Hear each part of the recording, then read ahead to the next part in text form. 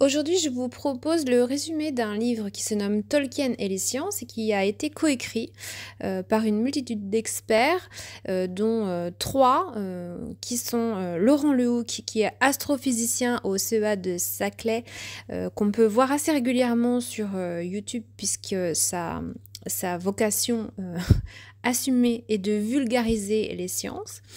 Vous avez aussi Loïc Mangin qui est le rédacteur en chef pour la science, et vous avez Jean-Sébastien Steyer qui est paléontologue au CNRS et qui est attaché au Muséum d'histoire naturelle de Paris.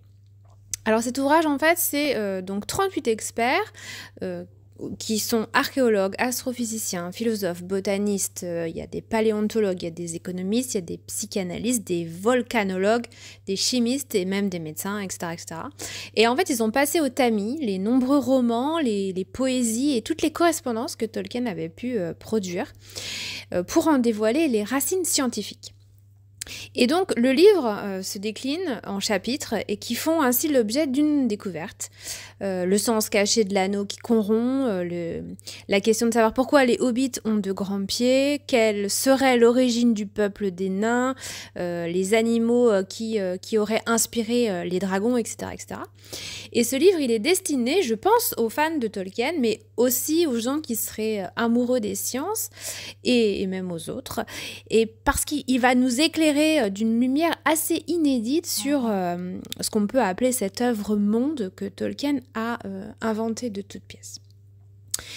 Et le but assumé de ce livre, ça va être pour les scientifiques là, qui l'ont écrit, ça va être d'utiliser l'univers de Tolkien, toute son histoire, ses langues, sa géographie, ses monstres, ses personnages, pour parler de sciences humaines, pour parler de sciences physiques ou pour parler de sciences naturelles. Donc je vous propose de faire une synthèse de quelques-unes des parties que j'ai trouvées les plus riches d'enseignements et malheureusement en faisant l'impasse sur d'autres, mais que vous aurez évidemment tout le loisir de découvrir en lisant l'ouvrage dans son entièreté. C'est parti.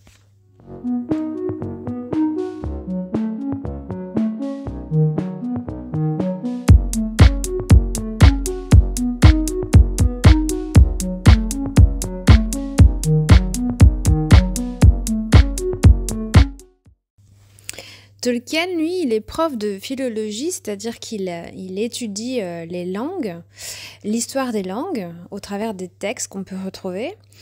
Et la question, c'est de savoir comment un prof de philologie, à l'allure apparemment si conventionnelle et paraît-il, aux mœurs si casanières, il a pu créer des mondes imaginaires qui semblent si singuliers.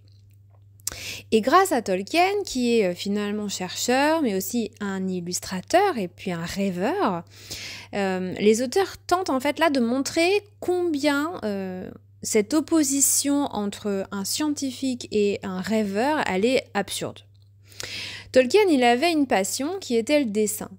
Et il aimait dessiner, il griffonnait beaucoup. Et par contre, il avait assez peu d'estime pour ses propres créations et souvent il rechignait à laisser ses éditeurs les publier. Pour lui, c'était vraiment un plaisir privé.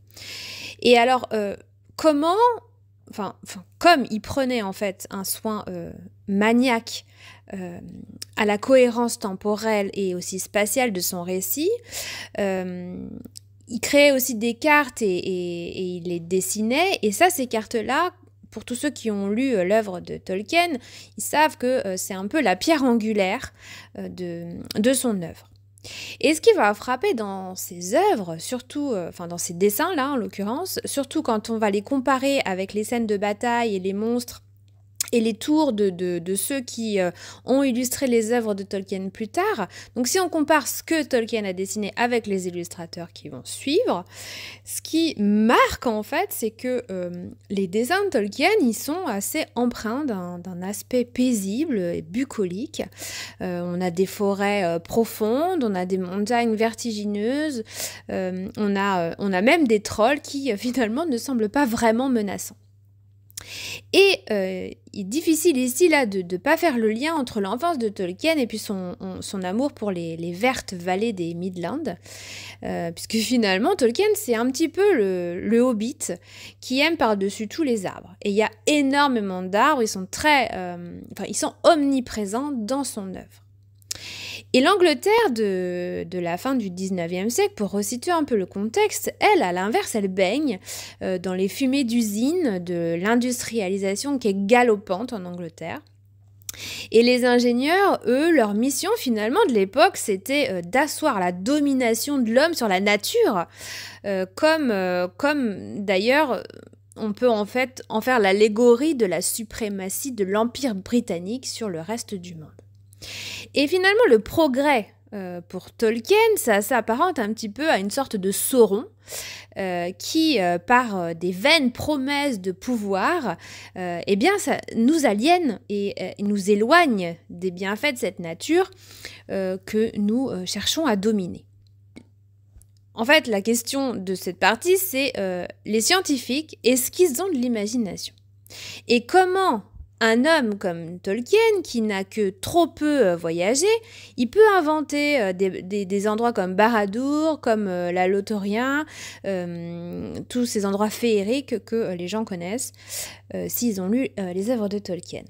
Eh bien, Tolkien, c'est la preuve vivante que sa connaissance objective des légendes et des mythes médiévaux, de la façon dont ils se sont construits et qu'ils ont évolué, en fait, ça a alimenté son rêve. Et l'opposition entre la curiosité scientifique et l'attirance pour la féerie, eh bien, ça n'existe que dans les esprits chagrins qui sont prisonniers des idées reçues. Alors, quelle est la sociologie dans les œuvres de Tolkien? Tolkien, il avait réfuté deux idées reçues. La première, c'était que les contes de fées étaient destinés aux enfants. Parce que selon lui, les adultes peuvent autant que les enfants apprécier ces récits. Et on apprend d'ailleurs que ce n'est que par un accident historique que les contes de fées sont associés à l'enfance. La seconde idée reçue qu'il réfute, c'est le caractère escapiste de ces récits. Donc si dans les œuvres de Tolkien, on a bien des récits d'évasion, pour lui, il ne s'agissait pas d'échapper à un devoir ou bien encore de fuir une espèce de prison pour rejoindre un monde qui serait désiré. Mais c'est plutôt pour lui une manière différente, sous un autre angle, d'appréhender le monde pour réfléchir à la vérité. Alors, cela étant dit, Tolkien n'usait pas du conte pour entreprendre une critique du monde. Et d'ailleurs, il a souvent contesté l'idée que le Seigneur des Anneaux parlait d'un danger nazi ou du monde communiste ou alors encore de la bombe nucléaire. Par contre, il admettait qu'on y trouve son propre refus à lui, voire même son dégoût du monde moderne. Alors par exemple, il n'aimait pas du tout les automobiles qui détruisent son univers, je le cite. Et c'est ici un petit peu, on retrouve l'esprit d'Isengard, si ce n'est celui du Mordor, qui transparaît en permanence dans ses œuvres. Il n'aimait pas la machine, en fait, qui essaye de concrétiser le désir et pour ainsi dire, de générer du pouvoir dans ce monde. Il n'aimait pas non plus les villes modernes. Il était totalement horrifié par la destruction démente des terres qu'il constatait. Et il n'aimait pas non plus les loisirs modernes qu'il ne trouvait pas grâce à ses yeux, et notamment, par exemple, ce que pouvaient produire tous les studios Disney. Alors, ce dégoût de Tolkien qu'il a pour cette modernité, cette industrialisation, eh bien, elle transparaît totalement dans le Seigneur des Anneaux,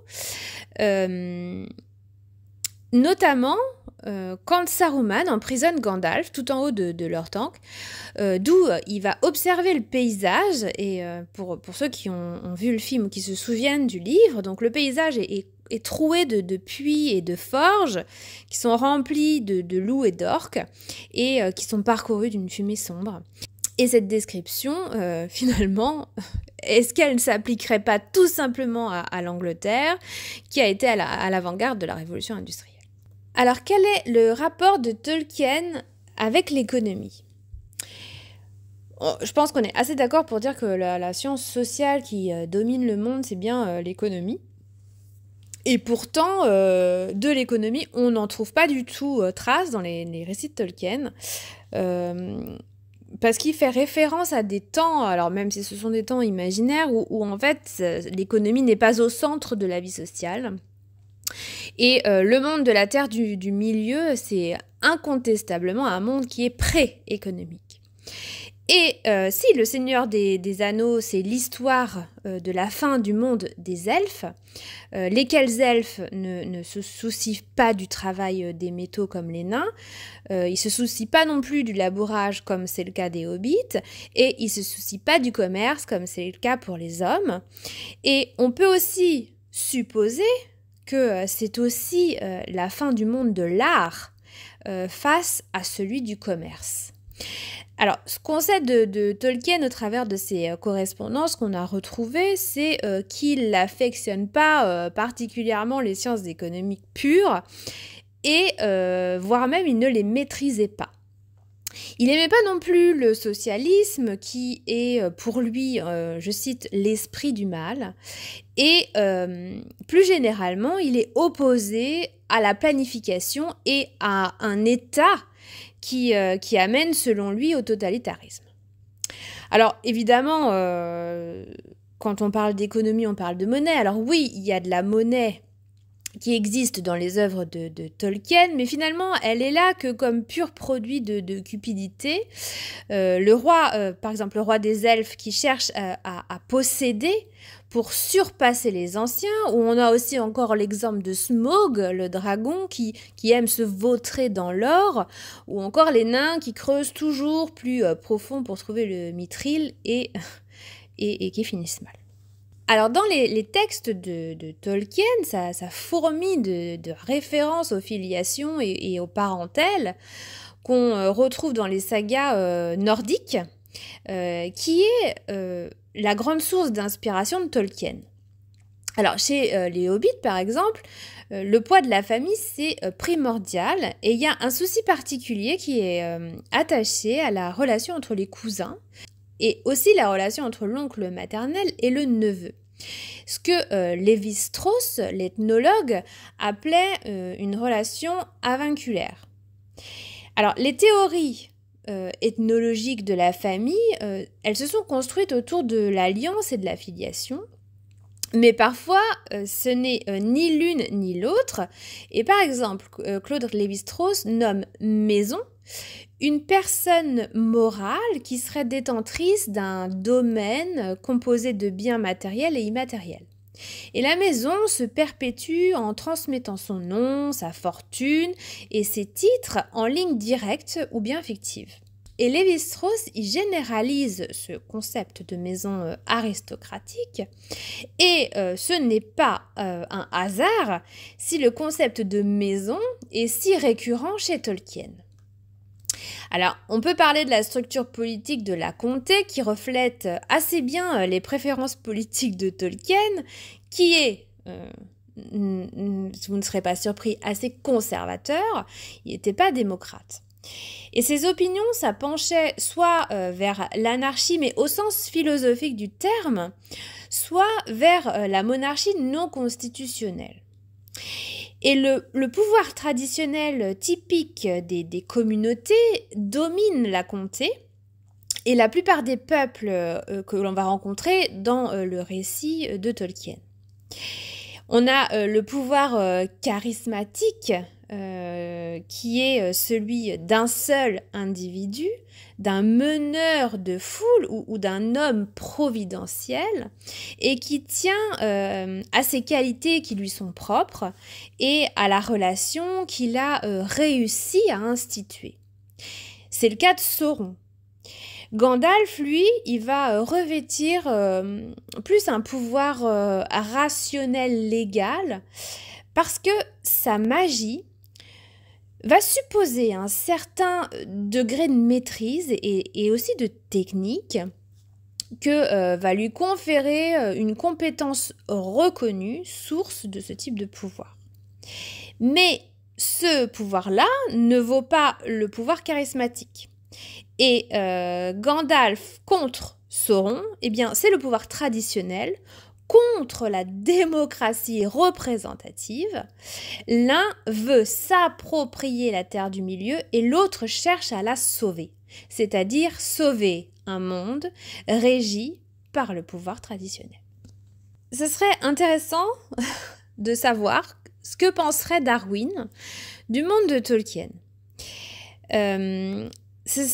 En fait, c'est un monde qui est biologiquement antérieur, mais aussi à la fois parallèle au nôtre, avec un buissonnement anthropomorphe très distinct de celui des primates d'un point de vue paléontologique, mais qui aurait environné l'espèce humaine avant qu'elle ne reste seule. Alors, est-ce qu'il s'agit d'une histoire surnaturelle plus qu'une histoire naturelle? Alors, à l'instar, par exemple, des Iroquois, avec une différenciation non adaptative, mais forcée par des orques, au moyen d'un bricolage génétique et de l'action corruptrice du mâle qui devient agent de sélection. Et Tolkien, il commence par créer 2 langues elfiques comme des entités qui évoluent et qui sont inscrites dans le temps. Et l'œuvre de Tolkien, elle est traversée par cette impression de réelle temporalité en Terre du Milieu, avec une complexité des peuples, mais aussi des langues. Et chez Darwin, comme chez Tolkien d'ailleurs, l'homme arrive en dernier, mais finit par dominer seul la planète. Alors, est-ce que Tolkien est un philosophe ? Tolkien, il voit la philosophie comme une exigence de pensée à l'âge adulte, comme un programme d'éducation, une série d'intuitions qui concernent l'univers et comme un rejet de l'athéisme comme exemple de philosophie incohérente à ses yeux. Alors, il y a un parallèle incontestable entre Numénor et l'Égypte ptolémaïque. Et il y a une chose qui est certaine, c'est que les influences soient évidentes ou non, qu'elles soient prouvées ou seulement envisagées, Tolkien a clairement utilisé ses connaissances en archéologie comme catalyseur de sa fiction, et il ne va pas hésiter à emmener le lecteur dans les ruines du Mont Auvent ou sur les vestiges de siège de la vue de l'Amon Hen. Et c'est en effet dans les brumes du passé de notre planète que Tolkien va placer son histoire de la Terre du Milieu. Et l'histoire remonte à une fable qui est inspirée des traditions rattachées à l'Ancien Testament. Et sur la Terre du Milieu, les personnages qui apparaissent au fil de l'histoire sont autant de symboles que de métaphores. Ils condensent les caractéristiques de sujets taillés dans le corps d'une légende. Et chaque personnage est renvoyé à une mélodie, les chants étant vraiment très présents dans l'œuvre de Tolkien.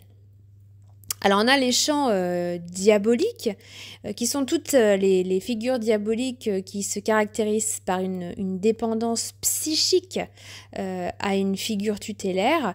Ce sont des esprits rusés, comme les dieux des origines.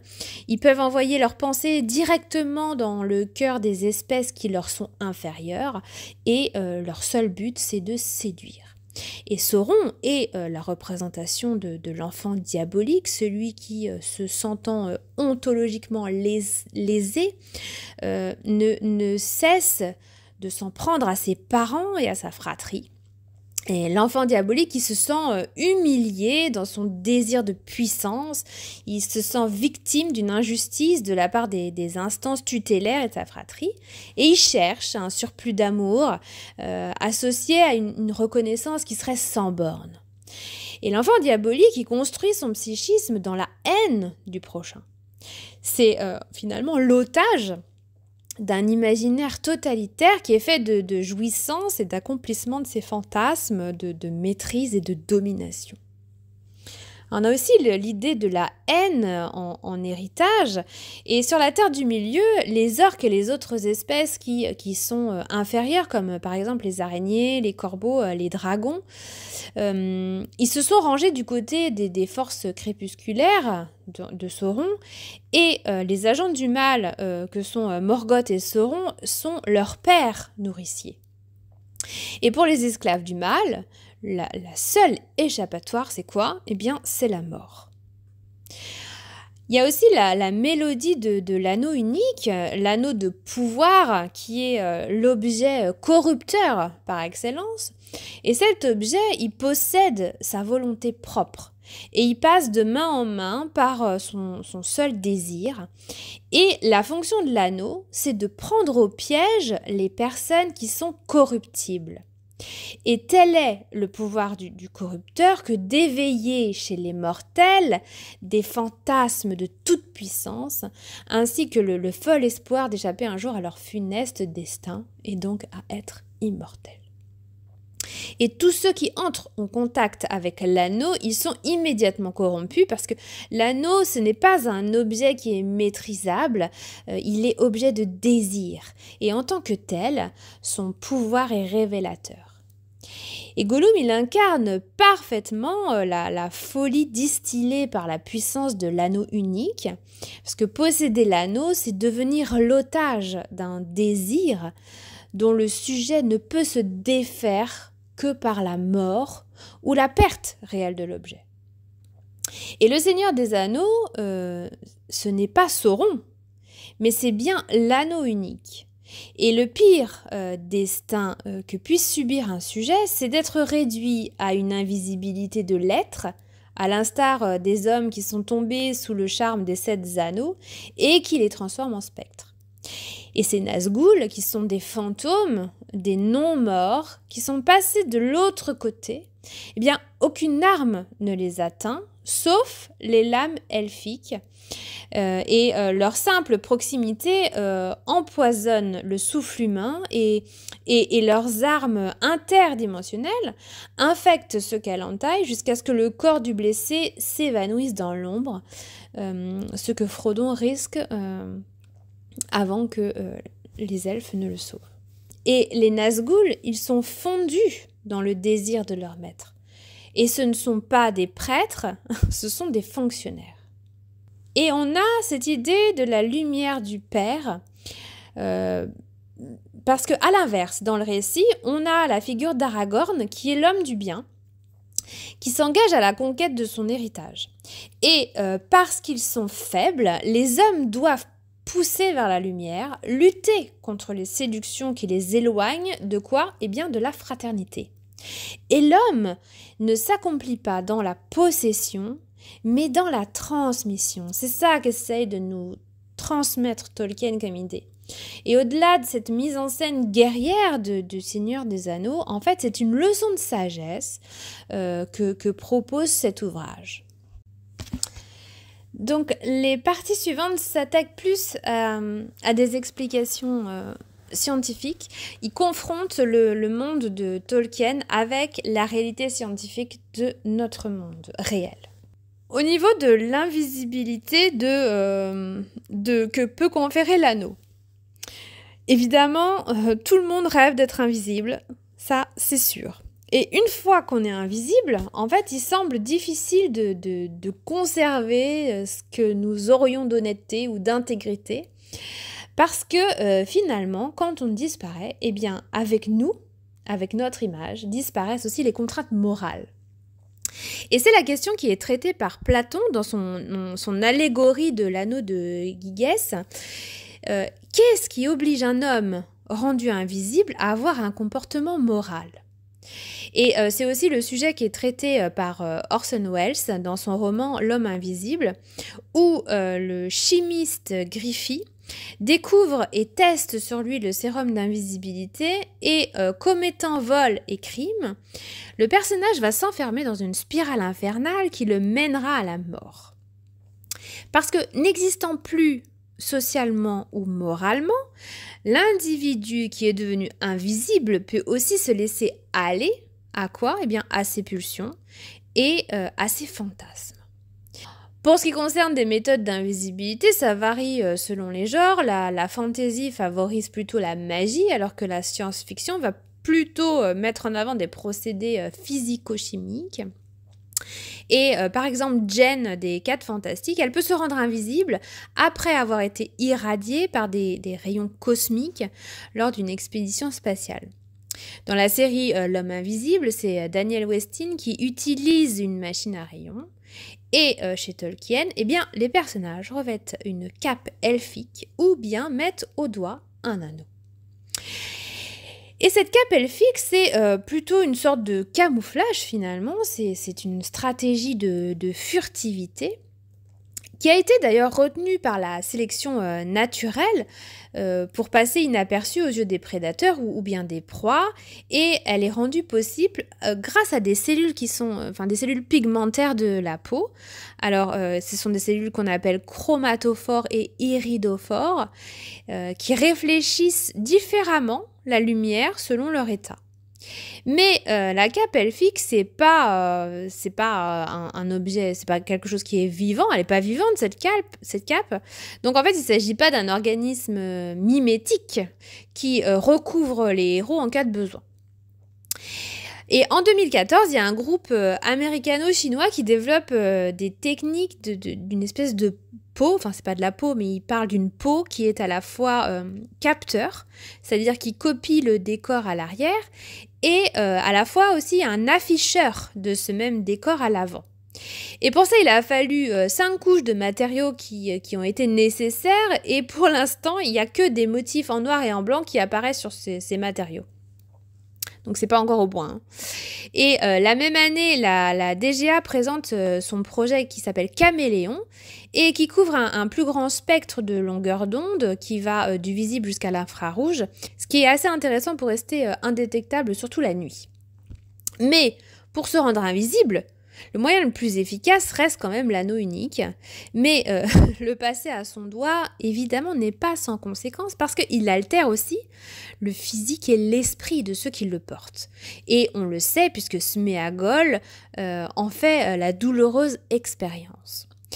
Et les pouvoirs d'un tel anneau, la question là qu'il faut se poser, est-ce que ce sont des pouvoirs qui seraient vraisemblables ? Alors, en histologie, c'est-à-dire dans l'étude des tissus organiques, c'est possible de rendre invisibles certaines parties du corps pour mieux en observer d'autres. Et cette technique-là, ça consiste à tremper les sujets dans différents bains, alors c'est à base d'enzymes, d'alcool et de colorants notamment, pour que, par exemple, on rende les chairs invisibles, et ça permet aussi de colorer le cartilage et les os que l'on souhaite observer.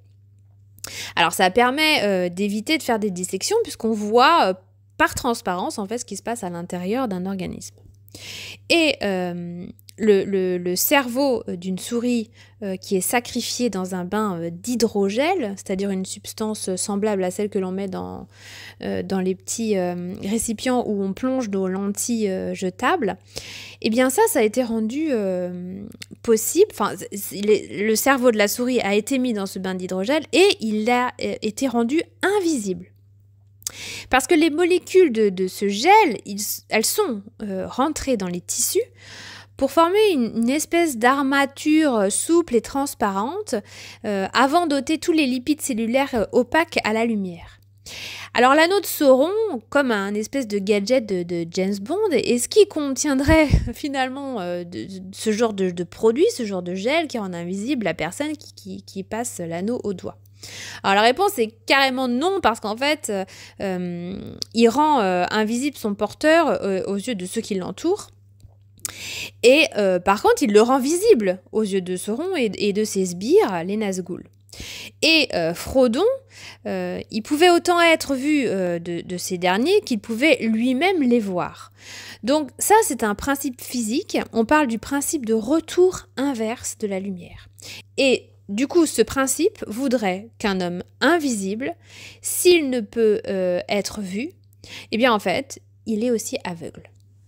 Alors, en quoi serait fait ce fameux anneau qui lui permettrait d'avoir ces pouvoirs si extraordinaires? Alors, l'anneau dans le livre, il est réputé être en or, donc qui est un métal noble et rare, et c'est un métal qui est assez classique pour tout ce qui est objet merveilleux. Et sa nature, en fait, elle va nous conduire à une analyse qu'on appelle métallogénique et géologique des gisements métallifères du Mordor. Parce que l'anneau, il donne une invisibilité partielle. Par exemple, l'ombre du porteur reste visible en plein soleil, même quand on met l'anneau. Donc, il permet aussi de pénétrer le monde des esprits, cet anneau. Mais ces pouvoirs, ils ont aussi une contrepartie, puisque ces porteurs, ils sont soumis à une addiction funeste, finalement, parce que leur mauvais penchant aurait tendance à s'épanouir. Par exemple, Sméagol devient assassin en portant de plus en plus l'anneau. Et plus il s'approche des mondes invisibles, plus les porteurs de l'anneau vont perdre pied, au point de quoi? De perdre leur humanité. Et d'ailleurs, Sméagol devient Gollum. Le risque, donc, le risque ultime, c'est de rejoindre définitivement le monde des ombres à l'image des Nazgûl. Les porteurs, ils vont ainsi pour vocation de devenir de nouveaux Saurons. Et pour consolider la volonté de domination, l'anneau confère également une longévité qui est surnaturelle et une acuité sensorielle qui est accrue. C'est pas sans rappeler du coup les effets de certaines drogues ou de certains poisons dont la SF et la fantasy sont assez friandes. Et seuls quelques êtres d'exception, dépourvus d'aspiration au pouvoir, ou dépourvus d'aspiration à s'approprier le pouvoir, eh bien finalement ces êtres-là restent insensibles aux effets de l'anneau et ils résistent à l'emprise de Sauron comme Gandalf ou comme Galadriel. Mais l'anneau semble aussi se comporter comme une espèce d'être organique, notamment comme un parasite. Il est extrêmement attractif. Pourquoi? Eh bien, c'est pour susciter l'intérêt de ses hôtes. Et il semble doué d'une volonté propre pour retrouver son maître. Donc il peut changer d'hôte autant que de besoin, et plus les traits de caractère négatifs de son hôte sont affirmés, plus son action et sa corruption ils vont être efficaces. Et si besoin, eh bien, il permet même à Bilbon de comprendre la langue des araignées, pour arriver à ses fins, parce que l'anneau prend donc le contrôle de l'esprit de son hôte selon une stratégie cohérente qui lui est propre. Alors, il est rond, l'anneau, il est lisse et il est brillant. Il est parfois très lourd, il est parfois très léger, traduisant un possible changement dans sa masse volumique, et il aurait une densité qui serait du coup possiblement variable de ce qu'on en croit si on suit les descriptions. Et quand il est chauffé, il y a des inscriptions elfiques qui apparaissent à l'intérieur. Donc il aurait reçu un espèce de traitement de surface qui serait assez sophistiqué, qui lui conférerait des particularités optiques. Donc ce qui implique que il y aurait des atomes d'un autre matériau qui étaient intégrés dans le métal aurifère. Et en augmentant la température, on a la dilatation différentielle entre deux matériaux qui induit une hétérogénéité du réseau métallique. Et ça voudrait donc dire que dans sa montagne du destin, Sauron il dispose d'un procédé équivalent à celui de la gravure laser femtoseconde. Mais si l'anneau n'est pas en or, mais en alliage de plusieurs métaux, eh bien un simple traitement électrochimique peut générer une telle hétérogénéité. L'anneau, il est aussi quasi indestructible. Les plus puissants fours des nains ne peuvent le fondre, ni même les terribles flammes d'un dragon. Et un simple anneau en or, eh bien, il ne peut pas répondre à cette fonction inaltérable. Donc l'hypothèse d'un alliage sophistiqué se confirme de plus en plus. Alors la question c'est, est-ce que Sauron est un ingénieur de génie?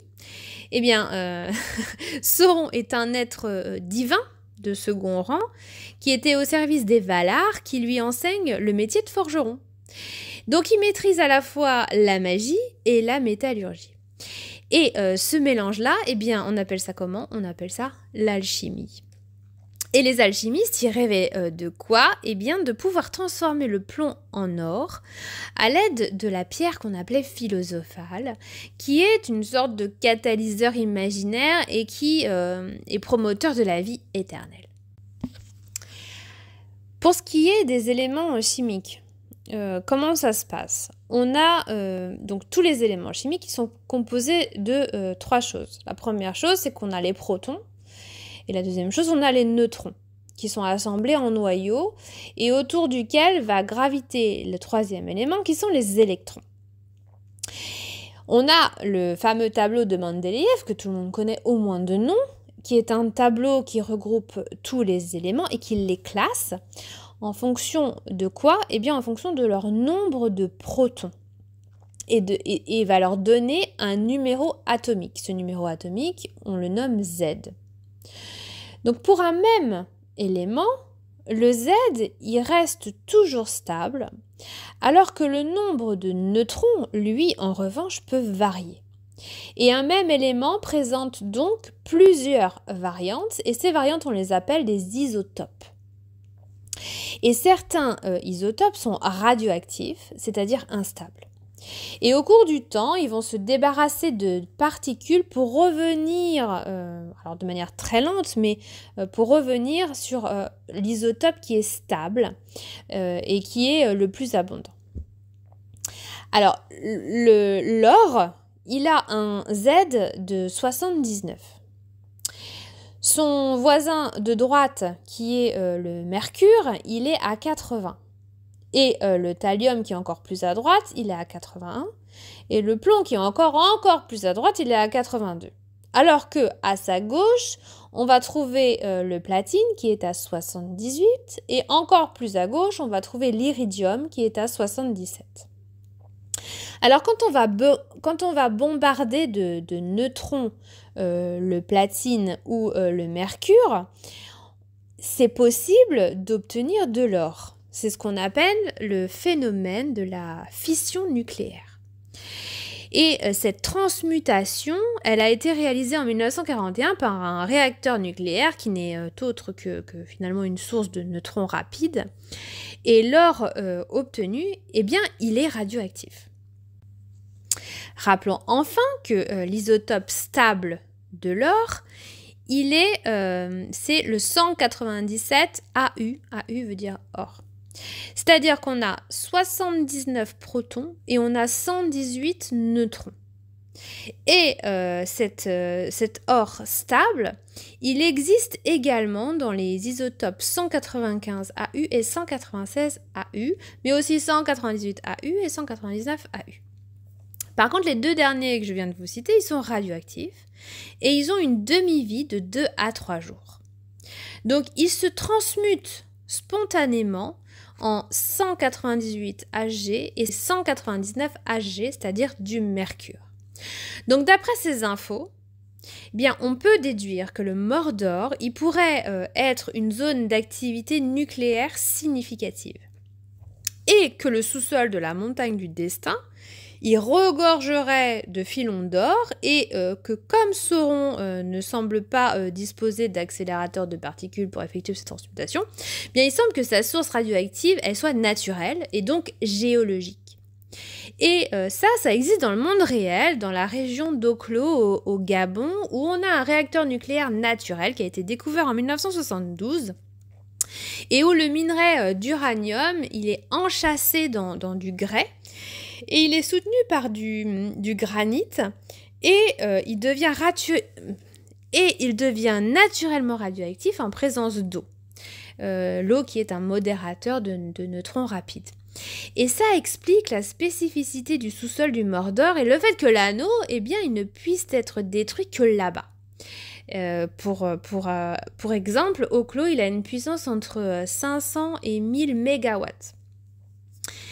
Et Sauron, il serait donc forcément un alchimiste qui serait doté de connaissances en ingénierie atomique et qui serait équipé d'une robuste tenue de radioprotection.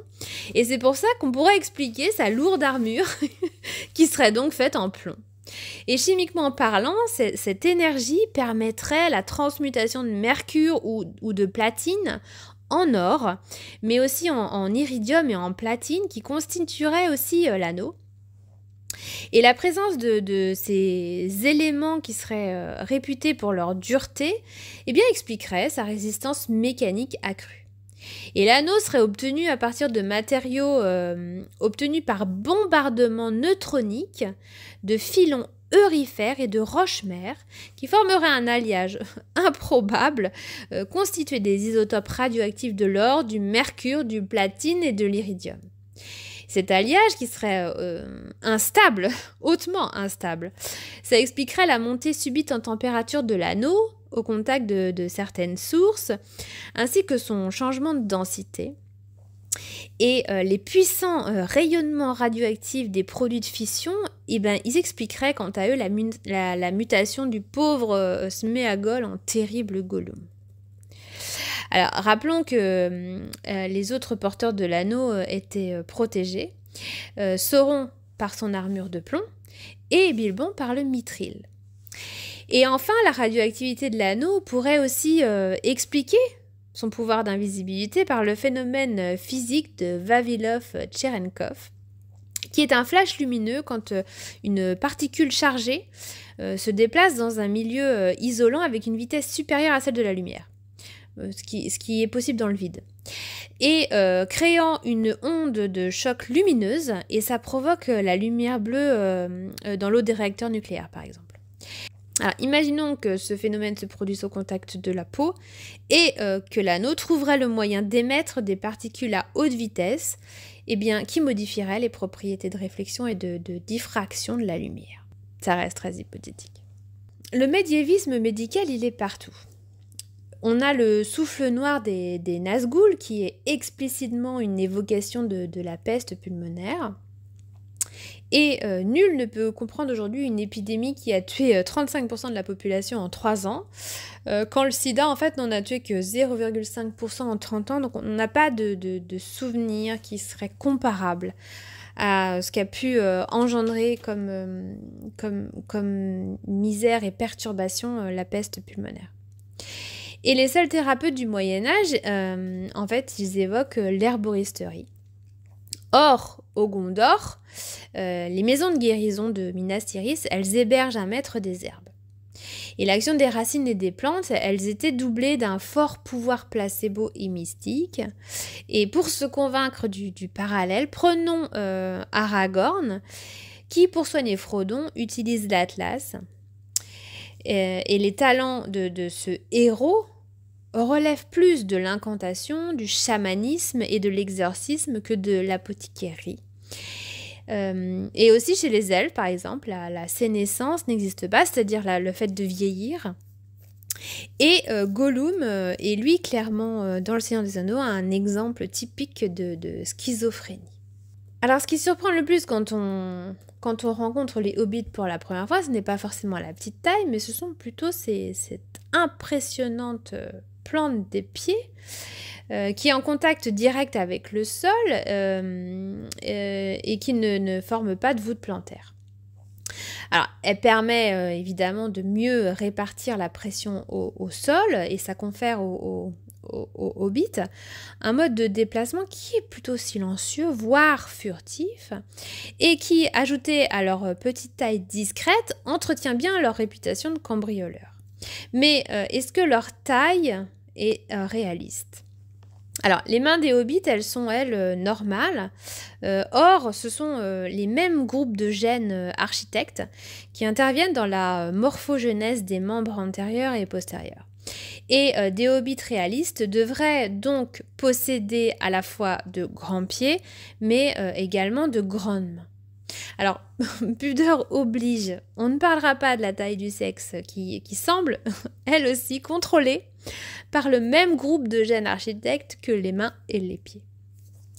Et de grands pieds deviennent des appendices lourds à porter. Et les hobbits devraient alors avoir des mollets et des cuisses qui seraient beaucoup plus développés. Alors, est-ce que ces pieds-là, est-ce que leur fonction finalement, c'est pas un attribut sexuel? Ne rigolez pas, c'est une piste ça. Et quant aux poils, est-ce que ce serait pas une protection? Alors, rappelons quand même que le hobbit, il va un peu nu-pied, et si la toison, elle est dense, à la fois, elle isole du froid, elle lui évite les rhumes, et si elle est éparse, comme chez les éléphants, en fait, elle évacue mieux la chaleur corporelle. Donc, au gré des saisons, les poils des pieds des hobbits, ils joueraient un rôle de climatiseur ou, à l'inverse, de radiateur. On peut quand même évoquer le principe de ce qu'on appelle le nanisme insulaire, qu'on retrouve du coup, comme son nom l'indique, sur les îles, parce qu'en fait, quand les ressources d'un territoire sont limitées, les individus de grande taille ont tendance à réduire leur taille pour diminuer leurs besoins. Et c'est comme ça qu'on a retrouvé sur certaines îles des éléphants nains. Alors, puisqu'on est dans les hobbits, on va parler de celui qui s'est le plus transformé dans le livre. C'est Sméagol qui devient Gollum. Et cette mutation, elle peut être considérée comme polymorphique et accélérée. Et ce changement de forme drastique et rapide à l'échelle d'une vie rappelle la fameuse métamorphose des insectes et des amphibiens. Et sa transformation s'est également inspirée du Dr Jekyll, qui affecte aussi bien sa psychologie que sa morphologie. Et c'est l'anneau unique qui est responsable de cette transformation comme un agent mutagène. Et Sméagol n'évolue pas en Gollum, mais il régresse finalement, comme le suggère son mode de locomotion bipède, puis quadrupède, voire même rampant parfois. Donc il devient un hobbit dégénéré, mi-vieillard, mi-fœtus, qui s'est réadapté au milieu aqueux. Et ses membres qui sont si minces, ses grands yeux pâles et ronds, son régime alimentaire qui est piscivore, sa grande tête, ses grands yeux et ses mains qui sont plates et qui sont munies de longs doigts, donnent à cet excellent nageur un côté indéniablement batracien, qui est accentué par un aspect mou et visqueux, souvent dépeint par Tolkien, qui suggère une peau qui serait un peu perméable et hydratée en permanence. Alors en ce qui concerne la vision des elfes, eux, ils ont une vision qui est sur la longue distance. Et en fait, la vision longue distance, ça implique quoi? Ça implique des pupilles qui sont 10 fois plus grosses que celles des humains, ce qui clairement ne semble pas être le cas dans la description physique des elfes. Et pour ce qui est de leur vision de nuit, eh bien, si c'était le cas, elle se ferait au détriment d'une vision en couleur. La faute aux cônes et aux bâtonnets qui sont dans nos yeux et qui veut que si on voit la nuit, eh bien on ne voit pas les couleurs et inversement. La question de cette partie-là est assez intéressante. Est-ce que les nains finalement seraient des descendants des hyènes? Alors, rappelons qu'une nouvelle espèce naît après qu'une population se soit retrouvée isolée de sa population ancestrale. Et les espèces qui sont capables de se reproduire, eh bien, elles vont continuer à évoluer et à s'adapter localement. Et si les milieux sont vraiment différents de ce qu'elles ont connu auparavant, eh bien, leurs morphologies vont diverger. Et on suppose que les nains, ils avaient pour ancêtres des hommes, et au cours de leur histoire, ils ont dû se retrouver isolés. Mais on doit chercher les mécanismes évolutifs à l'origine de la diminution de leur taille. Et ce phénomène de nanisme, il est assez fréquent, notamment dans les milieux insulaires, comme je le disais tout à l'heure, par exemple avec ces éléphants nains qu'on retrouve dans les îles de Méditerranée, qui sont probablement à l'origine de la légende des cyclopes dans la Grèce antique, à cause de la présence de la cavité nasale sur leur crâne, qui est bien visible au centre du crâne, et qui laissait à penser que c'était des crânes de cyclopes. A l'inverse également, dans les milieux insulaires, les animaux qui étaient les plus petits, eh bien, ils voient leur taille augmenter. Pourquoi? Parce que finalement, il y a une absence de contraintes qui sont liées aux prédateurs. Mais d'autres milieux peuvent présenter des contraintes similaires. Ça peut être le cas, par exemple, des grottes, des tunnels, où les ressources en nourriture vont contraindre les plus petits, les plus résistants au nanisme. De cette période, les nains auraient probablement hérité leur appétit important, façon de faire des réserves en graisse en prévision de temps plus durs. Et les nains peuvent vivre jusqu'à 400 ans. Alors, l'étude d'un ver a permis de démontrer qu'il y a une opposition entre durée de vie et fécondité. Autrement dit, une fécondité qui est diminuée ou une absence de fécondité produit un doublement de la vie chez ces vers. Donc les nains, ce qu'on peut remarquer, c'est qu'ils sont eux-mêmes peu féconds. On voit pas beaucoup d'enfants nains dans les œuvres de Tolkien. Ce qui irait dans le sens que comme ils sont peu féconds, eh bien ils auraient un doublement de leur vie, de leur espérance de vie. Autre caractéristique, la pilosité très développée des nains, et ce, y compris chez les femmes. Alors, est-ce que ce serait le signe que les femmes les plus résistantes seraient celles qui ont le plus haut taux de testostérone et que ça les rendrait ainsi agressives et plus robustes? La question est posée. Dernière partie, on s'interroge sur la possibilité réaliste d'un hante. Donc déjà, les hantes, c'est quoi? Ce sont des plantes ou ce sont des animaux?